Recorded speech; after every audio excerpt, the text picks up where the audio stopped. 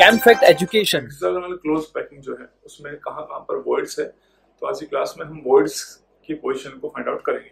ये मैं आप लोगों को पहले बता चुका हूँ कि हेक्सागोनल क्लोज पैकिंग जो है वो ए बी अरेंजमेंट की वजह से बनती है। ठीक है, तो जैसे कि मैंने बताया था कि हेक्सागोनल क्लोज पैकिंग के लिए हम क्लास में पहले देख चुके हैं, एक यूनिट सेल में जो टोटल नंबर ऑफ एटम्स होते हैं वो कितने होते हैं, 6, जिससे हम ये बता सकते हैं कि जो टेट्राहेड्रल वर्ड्स होंगे वो कितने होंगे, 12, और ऑक्टाहेड्रल वर्ड कितने होने चाहिए, 6। जैसे कि मैंने बताया था, अगर n is the number of atoms होते हैं तो टेट्राहेड्रल वर्ड्स 2n होंगे और ऑक्टाहेड्रल वर्ड्स क्या हो जाएंगे, n हो जाएंगे। अब हम देखते हैं इनकी पोजीशंस। तो सबसे पहले अपनी कॉपी में लिख लो positions of octahedral voids. Octahedral voids की पोजीशन क्या होगी, तो इन एटम्स को अगर मैं नंबरिंग कर देता हूं फिलहाल के लिए, मान लो एटम नंबर 1 2 3 4 5 6 7 8 9 10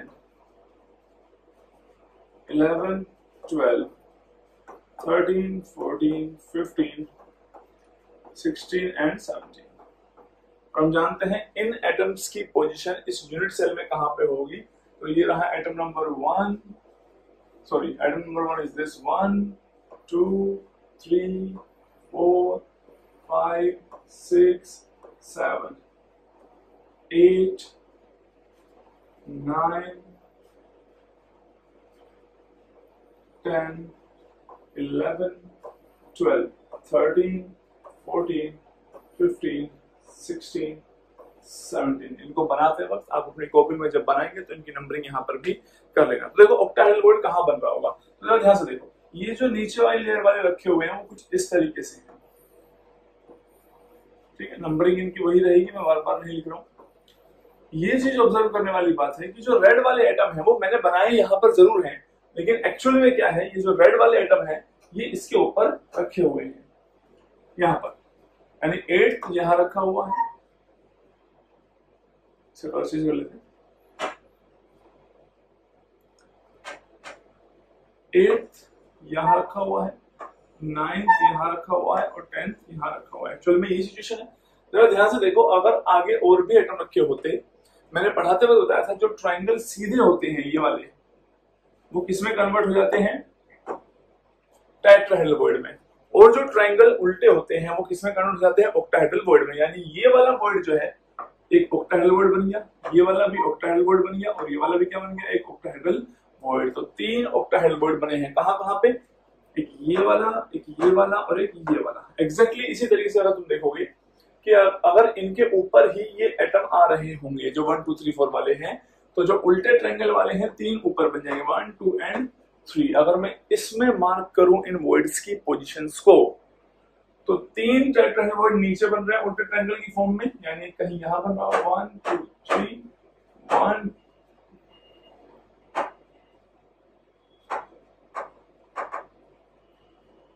और सुनना पड़ेगा,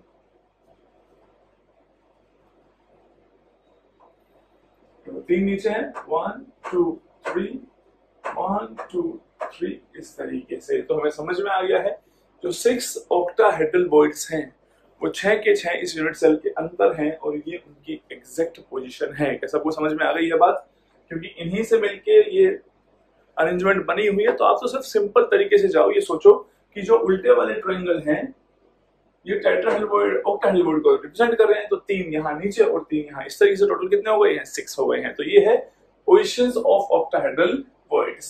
अब हम समझेंगे what is the position of tetrahedral words. Tetrahedral words की पोजीशन क्या है और वो कहां कहां पर बन रहे होंगे। तो देखो ध्यान से, अगर उल्टे वाले ट्रायंगल किसमें कन्वर्ट हुए हैं, टेट्राहेड्रल ऑक्टाहेड्रल वर्ड में, तो जो सीधे वाले ट्रायंगल हैं ये 1 2 3 ये किसमें कन्वर्ट हुए हैं, टेट्राहेड्रल वर्ड में। तो 3 इस तरीके से बनेंगे, 1 2 3, 3 ऊपर बनेंगे 1 2 3। बात समझ में आ गई है, कितने टेट्राहेड्रल वर्ड हो गए हैं, 6 हो गए हैं। ऊपर वाले भी तो बनेंगे यार, ये 1 2 और 3, क्योंकि इनके नीचे से ये बी वाली लेयर है। तो कितने टेट्राहेड्रल वर्ड मैंने दिखा दिए अब तक, 6।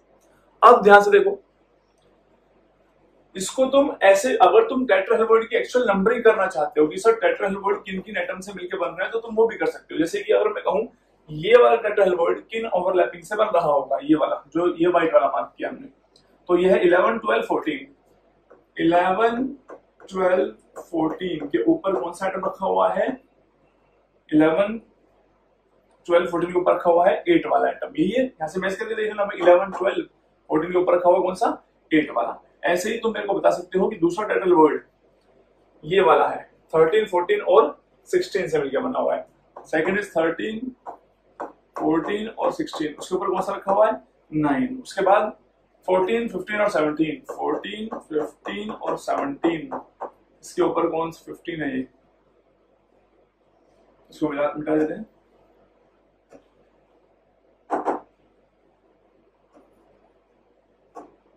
14, 15 और 17 के ऊपर कौन सा रखा हुआ है? 10। तो 3 ये हो गए हैं। ऐसे ही अगर आप ध्यान से देखेंगे कि जो 1, 2 और 4 है उसके नीचे कौन सा रखा हुआ है? 8। 1, 2, 4 के नीचे है 8। ऐसे ही 3, 4 और 6 के नीचे है 9। 3, 4 और 6 के नीचे है 9। 4, 5 और 7, 4, 5 और 7 के नीचे है 10। कितने हो गए हैं ये? 6। समझ में आ रही है बात? बहुत सिंपल एक्सप्लेनेशन है। दूसरी बात, अब हम बात करते हैं 8, 9, 10 की। इन तीनों को देखो, 8, 9, 10 जो है, 8, 9 और 10, इन तीनों आइटम को जोड़ोगे तो एक ट्रायंगुलर वर्ड बनता हुआ जा रहा है। इस ट्रायंगुलर वर्ड के एग्जैक्ट नीचे कौन सा रखा हुआ है? 14। यानी 8, 9 और 10 एक ट्रायंगुलर वर्ड बना रहे हैं। देखो ध्यान से, यहां जोड़ के भी देख सकते हो। और इसके एग्जैक्ट नीचे रखा हुआ ये एक आइटम, एक यहां रखा हुआ, यानी एक टेट्राहेड्रल वर्ड जो है किससे बनेगा?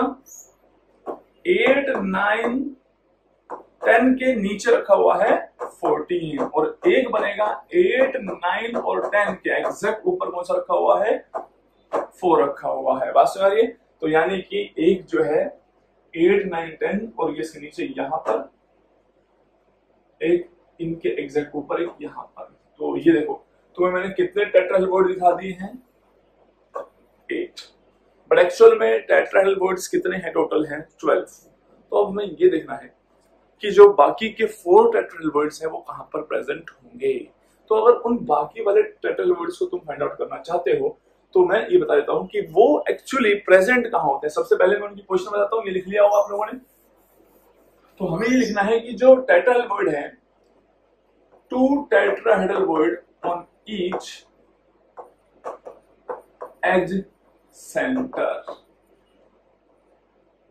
on each edge, not center।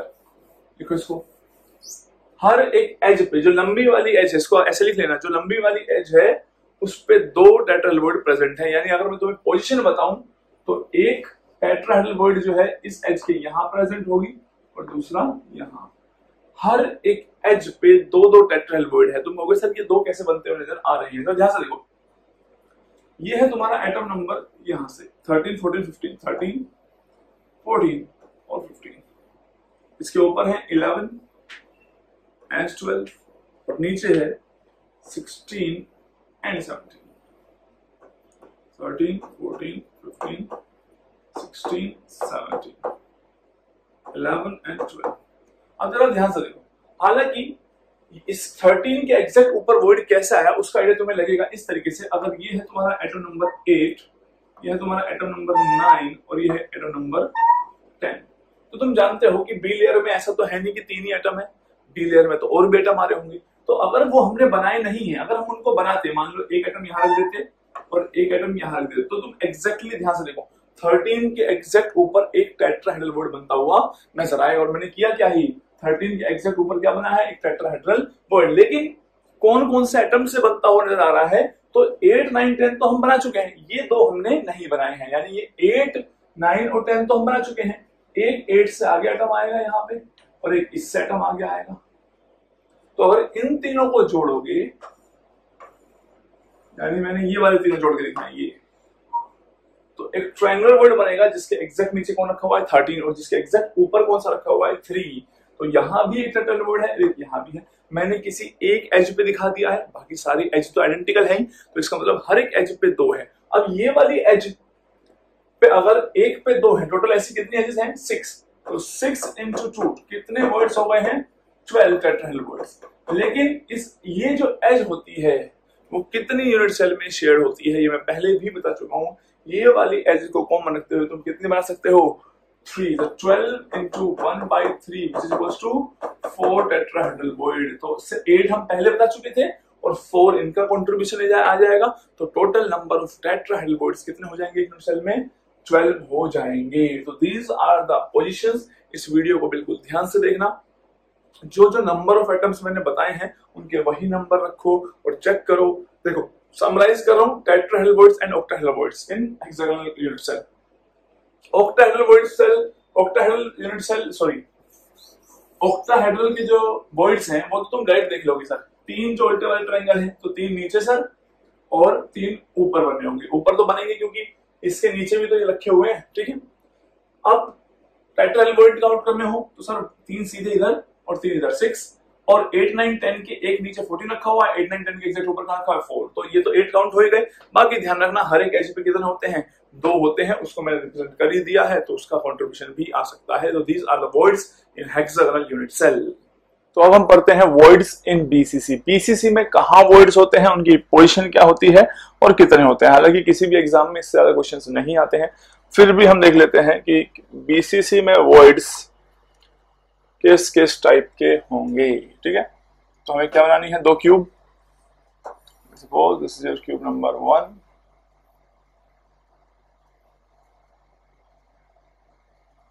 ठीक है, और एक और क्यूब बनाते हैं हम,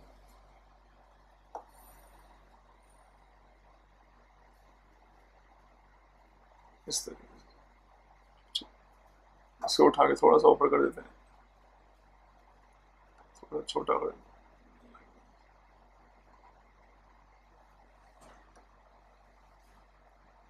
हैं। तो ये आप लोगों के पास है 2 बीसीसी यूनिट सेल्स। तो अगर ये 2 बीसीसी यूनिट सेल्स हैं तो इनमें कहां कहां वॉइड्स होंगे। तो पहले मैं एटम्स जो हैं उनकी पोजीशन को बना देता हूं सही से। तो बीसीसी में atoms are present at the corners as well as at the body centre. अब ये बात ध्यान रखो, सबसे पहले आप लोगों को पता होना चाहिए कि बीसीसी में जो वॉइड्स हैं वो ऑक्टाहेड्रल और टेट्राहेड्रल हैं, लेकिन दोनों ही थोड़े से डिस्टोर्टेड होते हैं। अगर हम नंबर की बात करें कि number of octahedral void in BCC कितने हैं, तो पहले आंसर पता होना चाहिए, क्योंकि किसी भी एग्जाम में अगर क्वेश्चन आएगा तो नंबर ही पूछे जाएंगे। तो आंसर हो जाएगा कितना, 6। There are 6 octahedral void in BCC. Position की तरफ को अभी हम चलेंगे। और अगर टेट्राहेड्रल वॉइड की बात करें, हालांकि टेट्राहेड्रल वॉइड भी डिस्टोर्टेड होंगे, तो आंसर हो जाएगा टेट्राहेड्रल वॉइड्स भी कितने होते हैं इसमें, 12 होते हैं। तो इसका मतलब मैंने दोनों एक ही लेक्चर में पढ़ाए हैं, हेक्सागोनल में वॉइड्स और बीसीसी में वॉइड्स। तो दोनों का आंसर तो सेम है और पेपर में क्वेश्चन ही पूछा जाएगा, तो हम इस तरीके से आंसर कर देंगे। अब उनकी पोजीशंस को देखते हैं। तो सबसे पहली बात करते हैं ऑक्टाहेड्रल वॉइड्स को। आप अच्छे समझते हैं ऑक्टाहेड्रल वॉइड्स कब बनेगा, जब 4 एटम एक प्लेन में होंगे, एक अबव द प्लेन, एक बिलो द प्लेन। तो बीच में जो वॉइड बनता है, यानी 4 ऐसे, एक ऊपर एक नीचे एटम, तो बीच में जो वॉइड बनता है उसको हम क्या बोलते हैं, ऑक्टाहेड्रल। तो इसमें तुम्हें बात समझ में आनी चाहिए कि बीसीसी में कॉर्नर वाले एटम कभी भी टच नहीं करते। मान लो ये वाला एटम और ये वाला एटम कॉर्नर वाला आपस में टच नहीं कर, अगर ये दोनों टच नहीं कर रहे होंगे तो यानी बिल्कुल बीच में यहां पे क्या होगा, एक वॉइड होगा। क्लियर बात समझ में आ रही है। अगर ये दोनों टच नहीं करेंगे, सीधी सी बात है, 2 एटम अगर टच करेंगे तो वॉइड नहीं होगा, टच नहीं करेंगे तो वॉइड होगा। तो यानी हर कॉर्नर के बीच में कुछ ना कुछ खाली, हर एज के सेंटर पे यहां पर भी कोई खाली जगह होगी, यहां पर भी होगी, यहां पर भी होगी। कुल मिला के बात यह है कि हर जगह पर होगी। कॉर्नर पे एटम है ही, और याद रखना कहां पे एटम है, बॉडी सेंटर पे।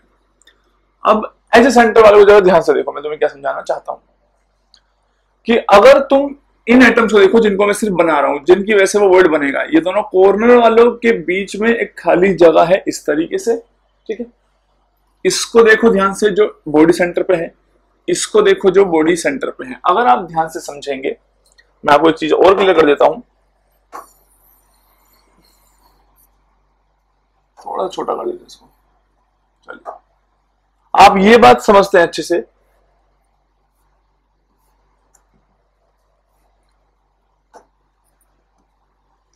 कि यूनिट सेल इसके ऊपर भी होगी, ठीक है, और इसके ऊपर भी यूनिट सेल होगी। ये बात समझ आती है? तो मैं आप लोगों को कह रहा हूं कि ये वाले दो, ये वाले बॉडी सेंटर वाले, यानी चार कौन से हो गए? बॉडी सेंटर वाले। अगर चारों बॉडी सेंटर वालों को जोड़ोगी,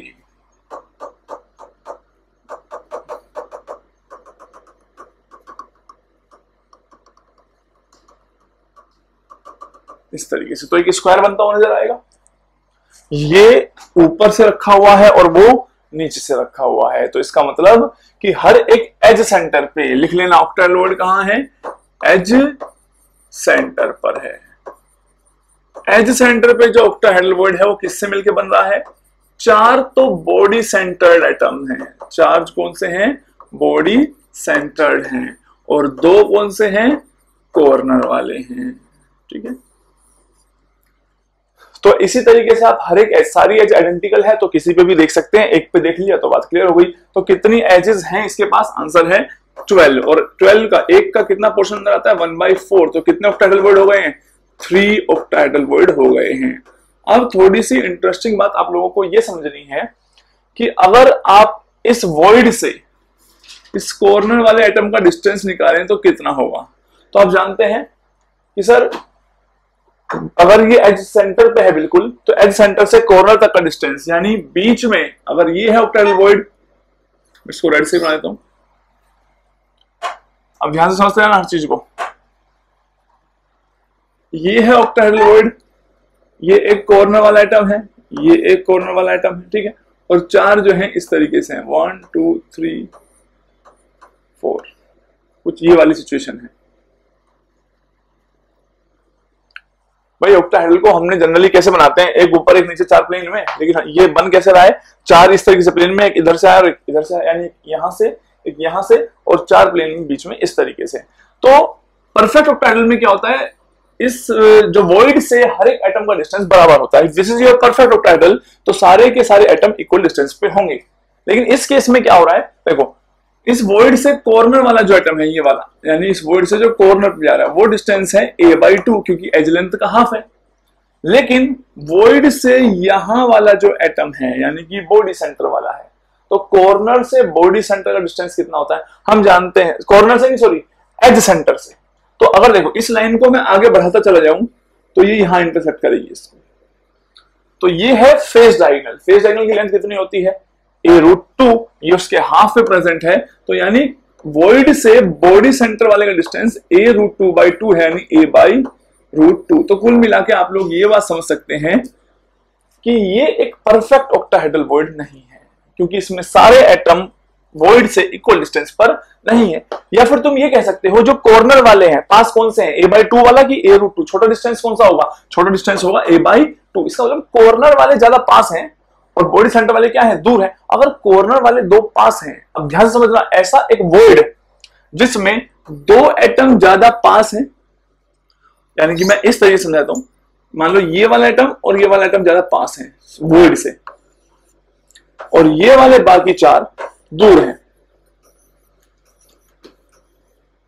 इस तरीके से। तो आप बात समझिए मैं क्या कहना चाह रहा हूं। मेरा पॉइंट ये है कि इसका मतलब अगर इस वॉइड में कोई एटम होगा तो वो किनको टच करता हुआ नजर आएगा? सिर्फ इन दोनों को ही टच करता हुआ नजर आएगा। तो एक तरीके से दो एटम्स के बीच में है, बाकी चार जो है थोड़ी क्या है? दूर है। इसका मतलब ये इसी टाइप के वॉइड को हम लीनियर वॉइड भी कह सकते हैं। पता था लीनियर वॉइड क्या होता था? जब दो एटम के बीच में आ रहा हो। हालांकि ओवरऑल अपीयरेंस ऑक्टाहेड्रल वॉइड जैसा है, लेकिन एक परफेक्ट ऑक्टाहेड्रल नहीं है। तो आप लोग ये ध्यान रख सकते हैं कि 1/12 हर एक एज वाले का कंट्रीब्यूशन कितना हो गया? 1/4 हो गया। इसके अलावा और कहां प्रेजेंट हो सकता है वॉइड? चलिए उसकी तरफ चलते हैं। तो अब तुम्हें मैं दिखाने वाला हूं कि दूसरी क्या पोजीशंस हैं जहां पर वॉइड्स प्रेजेंट होंगे ऑक्टाहेड्रल वॉइड। क्योंकि अभी तक मैंने कितने दिखाए टोटल? सिर्फ और सिर्फ 3 दिखाए हैं। अब हम बात करते हैं बाकी कहां प्रेजेंट हो सकते हैं। देखो, अगर तुम इन चारों को देखो जो कॉर्नर वाले हैं, 1 2 3 4, ये बॉडी सेंटर वाला, ये बॉडी सेंटर वाला, जरा ध्यान से देखो, बिल्कुल यहां इस फेस के सेंटर पर जो बन रहा है, चार ये प्लेन में होगा, एक इधर से आ रहा है, एक इधर से आ रहा है, तो हर एक फेस के सेंटर पे भी क्या है? एक ऑक्टाहेड्रल वॉइड है। हालांकि इस बार ये सारा डिस्टेंस बराबर है, ये भी a/2 पे है, अगर हम इसकी बात करेंगे सारे डिस्टेंस बराबर नहीं है भाई, ये वाला अगर तुम देखोगे वॉइड से डिस्टेंस बराबर नहीं है, यहां से यहां जाओगे तो फिर से क्या हो गया, ये फेस डायगोनल हो गया है, तो इसका मतलब फिर से 2 पास हैं और फिर से 4 क्या है, थोड़े दूर होंगे। तो जो ऑक्टाहेड्रल वॉइड है थोड़े से कैसे होते हैं, डिस्टॉर्टेड होते हैं, लेकिन बुक्स फिर भी लिख देती हैं कि ऑक्टाहेड्रल वॉइड जो है टोटल 6 होंगे। अब देखो हर एक फेस के सेंटर पे एक एटम है, कितने फेसेस हैं टोटल 6, तो 6 इंटू 1/2 टोटल कितना हो गया 3। अब अगर एक यूनिट सेल में टोटल ऑक्टाहेड्रल वॉइड पूछे जाए तो इन दोनों को ऐड कर देंगे। तो आप लोग आज से ध्यान रखेंगे बीसीसी में जो ऑक्टाहेड्रल वॉइड है वो थोड़े डिस्टॉर्टेड होते हैं, 2 एटम पास होते हैं, 4 दूर होते हैं। पोजीशन क्या क्या है लिख लेना, एज सेंटर और फेस सेंटर, ये हो गए हैं ऑक्टाहेड्रल वॉइड्स। अब बात करते हैं कि टेट्राहेड्रल वॉइड्स की पोजीशन क्या है। तो जैसे कि मैंने बताया टेट्राहेड्रल वॉइड थोड़े से इमेजिन करने वैसे भी डिफिकल्ट रहते हैं, लेकिन ज्यादा डिफिकल्टी नहीं होगी। अब ध्यान से देखो, हम जानते हैं जिन एटम्स को मैं कह रहा हूं, मान लो 2 ये कॉर्नर वाले हैं, ये बॉडी सेंटर वाला है, ये बॉडी सेंटर वाला है। टेट्राहेड्रल हम बहुत अच्छे से जानते हैं, टेट्राहेड्रल को हम इस तरीके से भी इमेजिन कर सकते हैं। ये देखो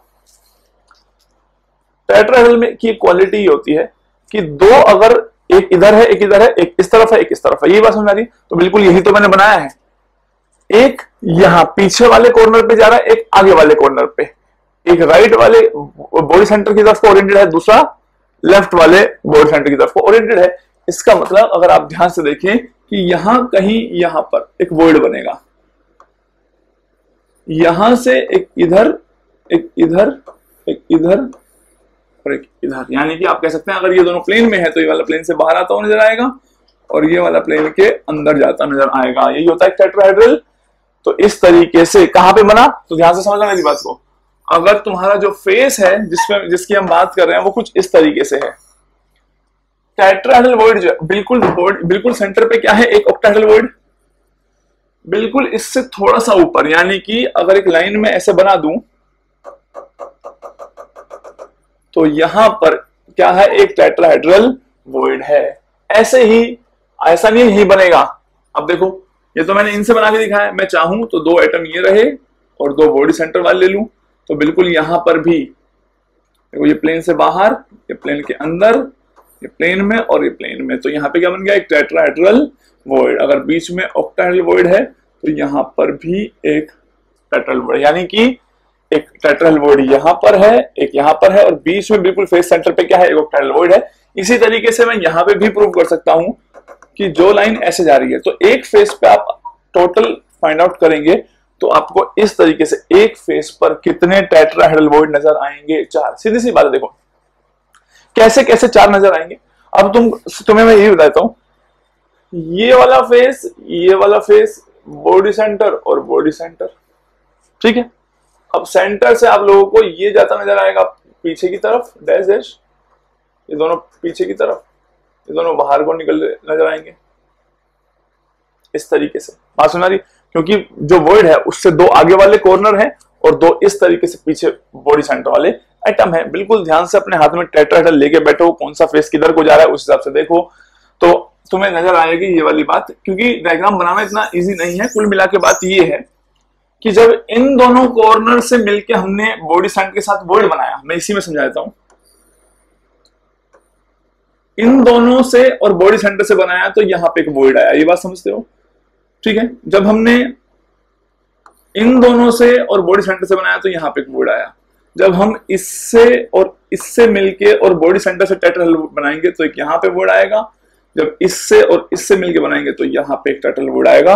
तो कुल मिला के बात यह है कि एक फेस पर 4 टेट्राहेड्रल वॉइड आएंगे और चारों के चारों जो है, तुम्हें देखने से पता लग रहा है कि सारी जो लेंथ है वो बराबर नहीं है, क्योंकि अगर ये टेट्राहेड्रल वॉइड बनता है इससे इससे और 2 यहाँ पे है तो ये दोनों डिस्टेंस जो है वो बराबर नहीं है, ये वाला डिस्टेंस डिफरेंट होगा और ये वाला डिस्टेंस क्या है, डिफरेंट है, जिसकी वजह से टेट्राहेड्रल भी है जो थोड़ा सा डिस्टॉर्टेड नजर आएगा। तो आप लोगों के पास एक फेस पे 4 हैं, टोटल फेस कितने हैं क्यू के पास, 6, 24 टेट्राहेड्रल वॉइड्स हैं। लेकिन फेस वाला 2 यूनिट सेल के बीच में शेड होता है, एक के पास 1/2 पोर्शन ही पहुंचता है, that is why there are 12 tetrahedral void. और टेट्राहेड्रल वॉइड भी परफेक्ट टेट्राहेड्रल नहीं है, और जैसे कि ऑक्टाहेड्रल वॉइड भी परफेक्ट ऑक्टाहेड्रल वॉइड नहीं था। तो इतना सफिशिएंट आइडिया मैंने इसके बारे में बता दिया है। अगर किसी को कोई भी डाउट है वो कमेंट कर सकता है। डिस्टेंस वगैरह निकालने की मैंने अभी सिखाया नहीं है, क्योंकि इससे पेपर में क्वेश्चंस नहीं आते हैं, it is just for knowledge. Otherwise हम डिस्टेंस भी निकाल सकते हैं, कौन कितना दूर है उसमें थोड़ी सी मैथमेटिक्स लगेगी। तो if you have any doubt you can comment. Subscribe our YouTube channel and download app now.